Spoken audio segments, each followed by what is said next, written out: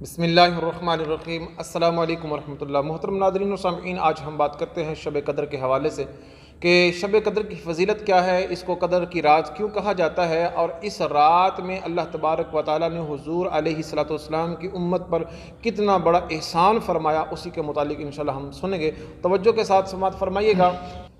اللہ تبارک و تعالیٰ نے قرآن مجید فرقان حمید کے اندر ارشاد فرمایا کہ انا انزلناہ فی لیلۃ القدر وما ادراک ما لیلۃ القدر لیلۃ القدر خیر من الف شہر۔ فرمایا ہم نے اس قرآن کو قدر والی رات میں نازل فرمایا، اور پھر ارشاد فرمایا کہ تم نے کیا جانا کہ یہ قدر والی رات کیا ہے؟ فرمایا یہ رات 1000 مہینوں سے افضل رات ہے۔ اس کی شان نزول کے اندر تفسیر عزیزی کے اندر موجود ہے کہ حضور نبی کریم رؤوف الرحیم صلی اللہ علیہ وسلم جب اپنے سے پہلی امتوں کا ذکر کر رہے تھے، ان کی عمروں کے متعلقہ آپ ان کو دیکھ رہے تھے کہ اللہ تبارک و تعالیٰ نے پہلی امتوں کو بہت لمبی عمریں عطا فرمائی تھی، طویل عمریں تھیں ان افراد کی۔ تو حضور علیہ الصلوۃ والسلام جب موازنہ کر رہے تھے سابقہ امتوں کی عمروں کے ساتھ، اپنی امت کے لوگوں کی عمروں کا موازنہ کر رہے تھے کہ پہلے والے افراد کی عمریں طویل ہوا کرتی تھی، میرے امت کے لوگوں کی عمریں قلیل ہیں، تو یہ ساری زندگی بھی اگر نیک اعمال کریں تو ان کے مقام اور مرتبے کو نہیں پہنچ سکتے۔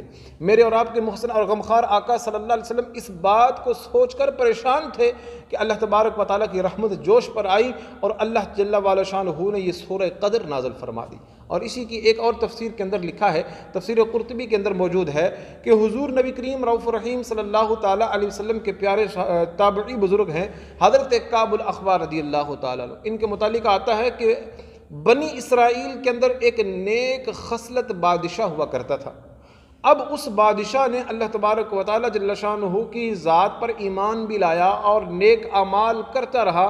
حتیٰ کہ اللہ نے اس وقت کے نبی کی طرف وحی فرمائی کہ فلاں بادشاہ کے پاس جاؤ، اسے جا کر ہمارا سلام دینا اور اسے پوچھنا کہ اگر کوئی تمہاری تمنا یا آرزو ہے تو ہمیں بتاؤ، ہم تمہاری وہ آرزو کو پورا کر دیں گے۔ جب وہ نبی اس بادشاہ کے پاس آئے جو نیک خصلت تھا، نیک اعمال کرنے والا تھا، اللہ تبارک و تعالیٰ کی توحید پر ایمان رکھنے والا تھا، جب اس کے پاس اللہ کے نبی آئے اور اللہ کی طرف سے سلام پیش کیا اور کہا کہ اللہ فرماتا ہے آپ جو امید رکھتے ہیں، جو طلب رکھتے ہیں، اس کے بارے میں ارشاد فرمائیں ہم آپ کی امید کو، آپ کی طلب کو پورا کر دیں گے۔ تو اس بادشاہ نے کہا کہ میری یہ آرزو اور تمنا ہے کہ اللہ مجھے کثیر اولاد عطا فرمائے، میں اس اولاد کو اپنے رب کی راہ کے اندر جہاد کرتے ہوئے قربان کر دوں۔ تو روایات کے اندر آتا ہے کہ اللہ تبارک و تعالیٰ نے اس نیک خصلت بادشاہ کو 1000 بیٹے عطا فرمائے۔ اب اس بندے نے کیا کیا کہ ہر بیٹی کی تربیت کرتا، اسے جنگجو بناتا اور 1 مہینے کے اندر اسے راہ خدا کے اندر بھیج دیا کرتا، کثیر لشکر دے کر، کثیر مال دے کر اپنے بیٹے کو روانہ کیا کرتا۔ بادشاہ کا ایک بیٹا جاتا راہ خدا کے اندر اپنی جان قربان کر دیتا، پھر بادشاہ اپنا دوسرا بیٹا تیار کرتا، اسے بھی مال دیتا اور کثیر لشکر دے کر اسے بھی راہ خدا کے اندر بھیج دیتا، وہ بھی جا کر اپنی جان راہ خدا کے اندر قربان کر دیتا، حتیٰ کہ اس بادشاہ نے 1000 بیٹے راہ خدا کے اندر قربان کر دیے اور پھر آخر میں خود بھی راہ خدا کے اندر قربان ہو گیا۔ تو اس پر جو ہے وہ اللہ تبارک و تعالیٰ جل شانہ نے حضور کی امت پر یہ احسان فرمایا کہ جب پہلا بادشاہ 1000 بیٹوں کو قربان کر دیتا ہے، اپنا مال قربان کر دیتا ہے اور وہ دن کو روزہ رکھتا ہے، رات کو قیام کے اندر، اتنا نیک اور عبادت گزار بندہ،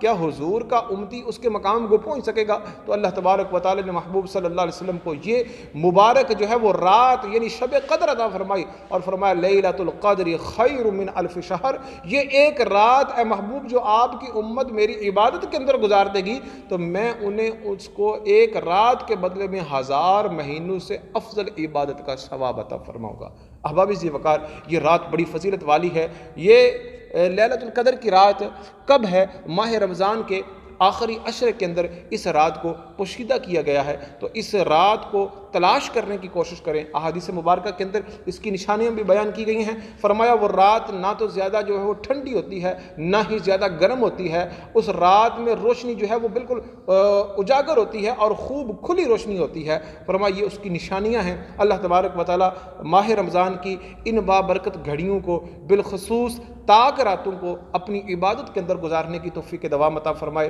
اور اگر ہم نے اس مبارک رات رات کو پا لیا تو فرمایا اس ایک رات میں جو اللہ کی عبادت کر لے گا اللہ تبارک و تعالیٰ اسے 1000 مہینوں کی عبادت کا ثواب عطا فرمائے گا۔ یہ ہمارے پاس موقع ہے، غنیمت جانیے، نہ جانے زندگی کے اندر دوبارہ جو ہے وہ ماہ رمضان کی برکتیں نصیب ہوں یا نہ ہوں، ابھی اللہ نے ہمیں یہ نعمت عطا فرمائی ہے ماہ رمضان کی صورت میں، تو اس کی قدر کیجئے، ماہ رمضان کی ان طاق راتوں کو اپنے رب کی عبادت کے اندر گزاریے۔ اللہ تبارک و تعالی ہم سب کا خاتمہ ایمان پر فرمائے اور اس ماہ رمضان کی برکت سے ہم سب کی بے حساب بخشش اور مغفرت فرمائے۔